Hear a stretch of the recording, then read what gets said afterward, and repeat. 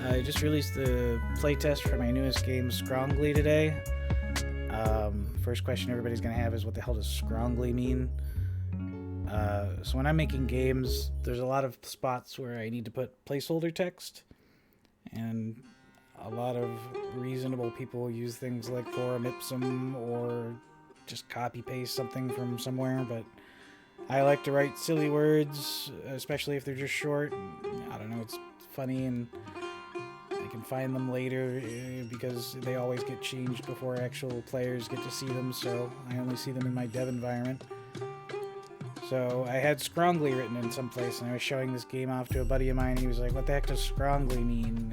Is that the name of the game?" And I'm like, "No, of course not. Who would name a game Scrongly?" And over the coming weeks, I tried to come up with a good name for the game. Came up with stuff like, I was going to call it Wacky Cards, or Rogue Poker, or Deuce Heaven, which I thought was funny and clever, but I didn't really, I kind of thought it would have needed to connect all together. So anyway, here's Scrongly. Roguelike poker deck builder. You can choose your deck. Right now, I basically have reset all my settings, so I only have one deck unlocked. There's only 3 decks in the game right now, but this is just a play test. This game isn't content complete. It's mostly feature complete. I've added all the major systems I want to the game. Obviously, things might change as the development progresses, but I'll show off all the features that I have right now. So open it up. This is the play area. A lot going on here. If you're not familiar with Balatro, this is going to look pretty foreign. If you're not familiar with poker, it's going to look even more foreign. If you're not familiar with roguelikes or deck builders, you get the idea. There's a lot going on here. It relies on previous other game knowledge. The simplest way to explain this is, it's a poker game like Solitaire. It's a single-player poker game, and the objective is simply to play good poker hands. So we've drawn 3 of a kind, which is pretty good. We also have 4 to a straight flush, which is very good. And we may want to draw to that, or just play the 3 twos. To kind of show how things work, I'll play the 3 twos, put them up here. Each hand is given a certain base value indicated by the blue, and a multiplier indicated by the red. So 3 of a kind has a base value of 20 and a base multiplier of 3, which you see over here. Each of these cards will add their value based on their rank to the base value, as you'll see here. It'll go up to 26, get multiplied by 3.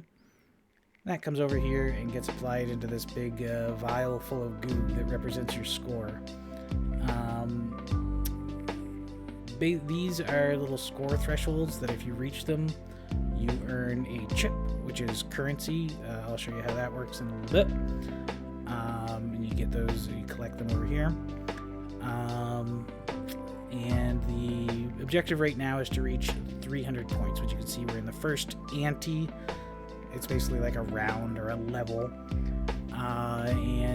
So I think we can probably finish off this ante by playing this flush. At least get us very close. 264, that will do it. Passed the ante, collected all the possible chips that we could have got, and this is the second stage where you get to go to a shop. In the shop, there's 3 different types of items you can purchase. I'll start in the middle because they're the simplest to understand. The cards. You can add cards to your deck. You mouse over this, you can see what you have in your deck right now. Or if you click on it, it brings up this full deck view. So this is my full deck. It starts off as a standard pack of 52 cards. You get 1 from each suit, or you get 13 of each suit, 4 of each rank. You can see all your totals over here. In this game, you can add different types of cards to your deck. There's a standard 10 of spades. Here's a Queen of Rainbows. The Queen of Rainbows is pretty simple to understand. It just counts as any suit for the purpose of making a flush or a straight flush. Similarly, you can add atypical cards to your deck, like this Rainbow Paint. The Rainbow Paint doesn't have a rank or a suit, so it doesn't count in scoring the hand, but it does have special effects that make your other cards more powerful. This one, before scoring, it turns all of your cards rainbow. So you can only play it with 4 other cards, which means you can't make a flush unless you manage to somehow find a way to make it so that you can make flush with less cards, which, spoiler alert, is a mechanic in this game. So let's buy that so I can show it off. And then down here, the next set of things you can buy are called Zodiacs. They improve the hands that I showed you over here. So let's say you wanted to go for a build that made straight flushes. You know, we did just buy that rainbow paint, which will make it easier to make straight flushes. And this scales very well. It adds 30 points and increases the multiplier by 4. So it would go from 60-10 to 90-14. Here is the one for the straights, which are very good. And then the third category of items you can buy are baubles. Now, baubles have very unique effects. They're all different. This one is the Rainbow Teddy. All cards available in the shop are rainbow and cost the same as non-rainbow cards. He's expensive. He costs 5 chips.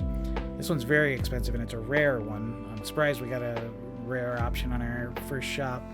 Plate hands that contain a flush get double multiplier. That's a very good one. It is very expensive at 7. This one is a slap bracelet. Streets and straight flushes can wrap. It's very cheap because wrapping is only useful in very specific circumstances. But it is nice. I think I'm going to take the opportunity to get the flush one, especially since we have that rainbow paint. It'll be easier to get flushes. That basically uses up all our money, so we're going to start the next ante, and the ante has gone up. Every time the ante goes up, you have to get more points in order to survive that round or that ante. Let's see if we can look for some spades. There we go. Now we play this. Not only will we get the base value and the multiplier, but over here, boink, that'll come out. Bam. Since it doubled our multiplier, we get double the points effectively. We're back in the shop already. That was fast. Oligarchy bucks, which, you all know what that is. You all know what this is too. Arithmomania. That's a fun card. Snakes decreases the number of cards you need to make a straight by 1. That's cheap, but its cost scales up. You can get it all the way down to so you only need 1 card to make a straight, and then every hand counts as a straight, even if you just play 1 card. It was very difficult to make the function that determines what hand you have. Basically, every time you drag and drop a card into that hand zone, it recalculates what the hand is. It took a long time to make that function and make it efficient. Let's buy this to see what our options are. We'll get Arithmomania. We'll get the Sight Master. The top card of your draw pile is face up. We should be fine here. Looks like we're drawing spades. Now we can see the top card of our deck down here, so you get a little bit of insight about what you're about to draw. I'm going to draw another ace. We're not finding any spades. There's the rainbow paint. 2 of hearts is coming up next. Let's just get some rainbow cards in our deck. Let's do it all to the numbered cards, because we got that Arithmomania, which is going to add 3 to these 2.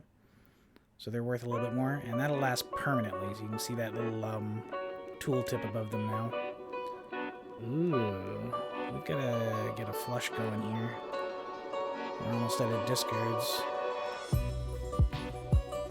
boy, so we're out of discards now. So one thing we can do to still shuffle through our deck. Ooh, there's only 5 clubs left in there. I've been throwing out a lot of clubs.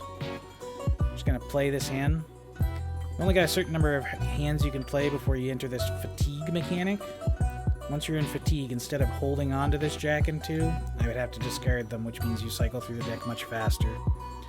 So hopefully... Ooh, that's not enough. Oh, but we only need 27 more points. Should be able to get that pretty easily here. That might actually do it. easy. And then we're back to the shop. There's oligarchy bucks again. Get some more. I was hoping to find the flush bauble. There's the bomb. That can make your deck a lot more narrow, so you're more likely to draw the cards that you're looking for. We only have 5 chips, though. I might just save and see what we get next time. Play one more round, and that'll basically be the idea of what we're looking for. It's funny, I'm going to throw out this 2-pair because the flushes are so much better. I know I'm getting a 3 of rainbows next, so that makes it so that we have both a pair and a flush in our hand, but the algorithm always checks for the best poker hand. So if your hand contains 3 of a kind and a straight, which is something that can happen, and there's interactions with baubles that make that really cool, it will always pick the hand that's like higher on this list of hands. So if it contains a straight flush, it'll always be a straight flush, so on and so forth. Ooh, those are all numbered cards too, so that's an extra plus 15 we get added to the total to permanently all those cards. Well, not to all of them, but to each one of them. Gets 3, 15 total. Let's look for a diamond. There it is. Boom.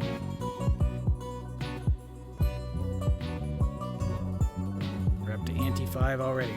So I'm not going to play out this whole game because it can take a little while. The antes go up to 30 in a pretty consistent pattern. They double every other ante. And after 30, they start ramping up incessantly in case you've built an insane deck.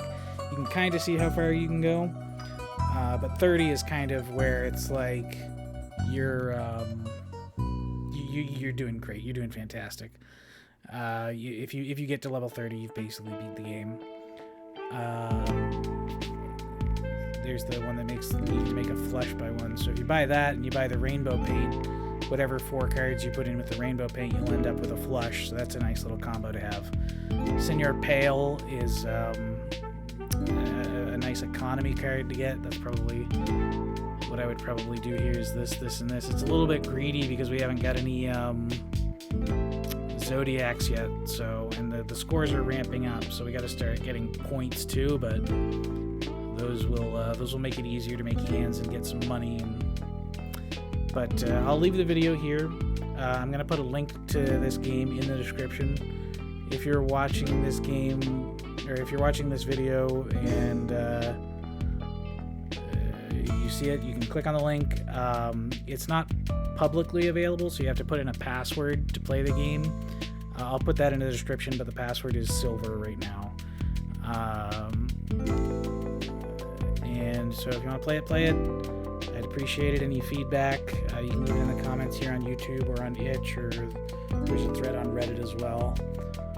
I'd appreciate the feedback. I'm looking for new ideas for baubles, cards, things like that to put into the game. Any new features that are kind of missing, anything anybody wants, I'd appreciate. So thanks for taking the time to look at it, and yeah, have a great day. Adios.